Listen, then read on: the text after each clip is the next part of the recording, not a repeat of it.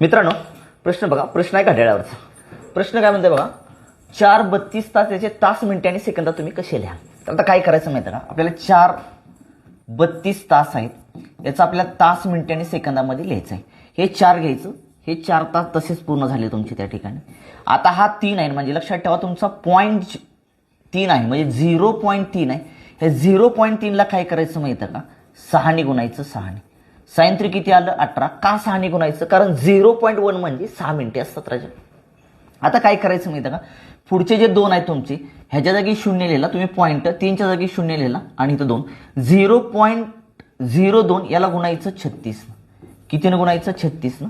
म्हणजेच राजा 2ला फक्त 36 गुणा. 36 दोन्ही किती आलं, 72. कारण 0.01 म्हणजेच लक्षात ठेवा 36 सेकंद असतात.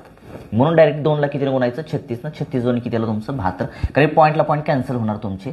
म्हणजेच आपलं उत्तर किती आलं, 4 तास 18 मिनिटे 72 सेकंद. पण आता काय करायचं माहिती आहे का, जर 60 सेकंदाच्या वर जर गेलं असेल लक्षात ठेवा, तर त्या सेकंदाचं मिनिटामध्ये रूपांतर होतं. मिनिटामध्ये रूपांतर करून टाकायचं. कारण ह्यातून 60 सेकंद जर तुम्ही वजा केली तर 60 सेकंदाचा 1 मिनिट होतो. इथे 1 मिनिट ऍड करा. मग 72 मधून 60 सेकंद गेली, राहिली की तुमची 12 सेकंद. याचा अर्थ आपलं उत्तर आलं 4 तास 18 किती आले, 19 मिनिटे आणि 12 सेकंद. जर व्हिडिओ आवडला असेल तर लाईक करा आणि जास्तीत जास्त स्पर्धा परीक्षा करणारे, पोलीस भरती करणारे विद्यार्थ्यांना हा व्हिडिओ काय करा, पोचवा आणि आपल्या अकाउंटला नक्की फॉलो करा.